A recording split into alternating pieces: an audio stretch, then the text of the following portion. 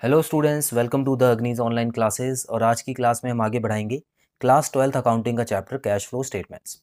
सो students, आज हम illustration 16 करने वाले हैं, जो कि लगभग सेम है इलस्ट्रेशन 15 जैसे हमने लास्ट में किया था।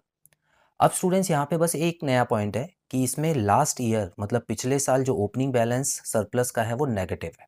ठीक है, ब्रैकेट मतलब नेगेटिव है। इसका मतलब इस साल लॉस हुआ था, लेकिन करेंट ईयर में प्रॉफिट हुआ है। तो अब बस इसको एडजस्ट करना है, बाकी देखिए सारी चीज़ें बिल्कुल सेम नज़र आ रही हैं आपको। आइए देख लेते हैं कि इसमें से प्लस और माइनस कौन सी होंगी, जल्दी से निशान लगा लेते हैं। तो स्टूडेंट, सबसे पहले तो याद रखिएगा कि इसमें क्लोजिंग माइनस ओपनिंग जब करेंगे तो माइनस माइनस प्लस हो जाएगा। तो इसमें इन दोनों को ऐड करना होता है आपको। ठीक है, ये देखिए इस तरह से होता है।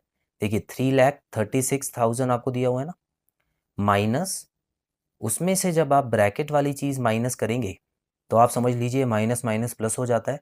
तो स्टार्टिंग आपको इनको ऐड करके करनी है। उसके बाद प्रपोज डिविडेंड है और ये पिछले साल का है, देखिए प्रीवियस ईयर। तो ये क्या होगा, ये तो ऐड हो जाएगा। इंटरिम डिविडेंड किस साल का है, ये तो इस साल का ही है, तो ये भी ऐड होगा। इंटरिम डिविडेंड तो इस साल वाला ही ऐड होता है। ट्रांसफ़र टू रिजर्व, तो इसी साल हम लोगों ने रिजर्व में भी ट्रांसफ़र किया है 1,00,000 रुपये। Provision for tax made during the current year, तो स्टूडेंट्स ये भी प्लस होगा, जाहिर सी बात है।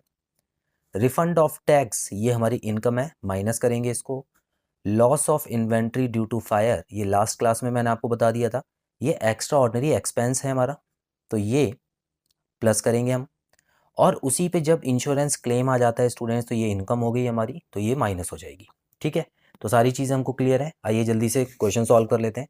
तो यहाँ पे सबसे पहले हम लिखेंगे स्टूडेंट्स कि सरप्लस जो है क्वेश्चन में हमको दिया हुआ है उसके बारे में हम लिखते हैं।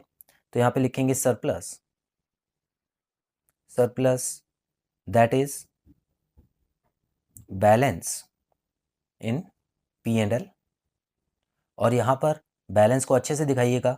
यहाँ पे 336,000 में से माइनस तो करना है, लेकिन यहाँ पे आप प्लस कीजिएगा क्योंकि इस बार लॉस दिया हुआ है।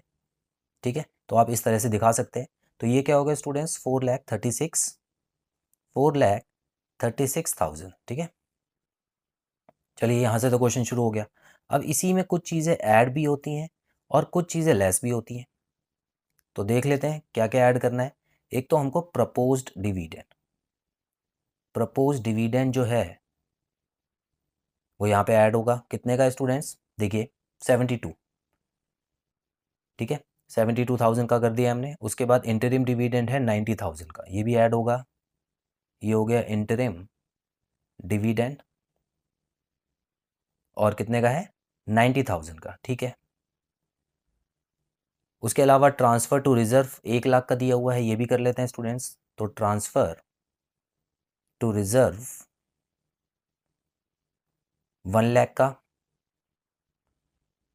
ठीक है, उसके बाद हमको दिया हुआ है provision for tax made during the year, तो ये भी आता है। Provision for tax made during the year कितना आ गया स्टूडेंट्स, 1,50,000। ठीक है, और एक्स्ट्रा ऑर्डिनरी एक्सपेंस भी आ जाएगा यहाँ पे, loss of inventory, loss of inventory due to fire, जो कि कितने का लॉस हुआ है, 2,00,000 का लॉस हुआ है। ठीक है, तो इस तरह से आपने ये रेडी कर लिया है। ऐड वाले आइटम सारे रेडी हो चुके हैं। लेस वाले भी हम जल्दी से लिख लेते हैं। यहाँ पे आ जाएगा refund of tax, refund of tax आ जाएगा यहाँ पे, जो कि है स्टूडेंट्स 3,000। ठीक है, टैक्स का रिफंड आ चुका है 3,000 का। उसके अलावा इंश्योरेंस क्लेम जो हमको मिला है, इंश्योरेंस क्लेम रिसीव्ड कितने का है, 1,00,000 रुपए का है। ठीक है, ये लीजिए लिख दिया। तो यहाँ पे हमारे लेस वाले आइटम भी आ चुके हैं। तो स्टूडेंट्स, जल्दी से हम ऐड वाले आइटम्स कर लेते हैं। तो ये देखिए यहाँ पर 0 आ गया है, 3 0 तो एज इट इज़ ही आएंगे। उसके बाद देखिए यहाँ पे 2 है, अगेन यहाँ पे देखिए 16 हो गया है, 16 और 5 होता है 21, तो यहाँ पे 1 लिखेंगे, और 2 कैरी ओवर आ गया है, और ये 4 हो गया, 6 हो गया। ठीक है, तो ये हो गया 6,12,000। इतना क्लियर है। चलिए अब इसको हम यहाँ पे एक लाइन खींच के ऐड कर लेते हैं जो सरप्लस दिया हुआ था। तो 3 0 आ गए हैं, यहाँ पे 8 आ गया है, उसके अलावा यहाँ पे 4 आ गया है और यहाँ पे 10 आ गया है। ठीक है स्टूडेंट्स, तो यहाँ पे आ गए 10, तो 10,48,000 जो है वो आपका ऐड करके आ गया है। अब यहाँ पर जो लेस करना होता है स्टूडेंट्स, वहाँ के लिए हम क्या लिखेंगे, देखिए 1,03,000 जो है वो लेस होगा, 1,03,000। ठीक है, और इसका रिजल्ट जो आता है वो कहाँ लिखते हैं हम, उसके लिए हम फाइनल कॉलम बना लेते हैं जो कि होता है net profit before tax and extraordinary item. तो net profit before tax and extraordinary items.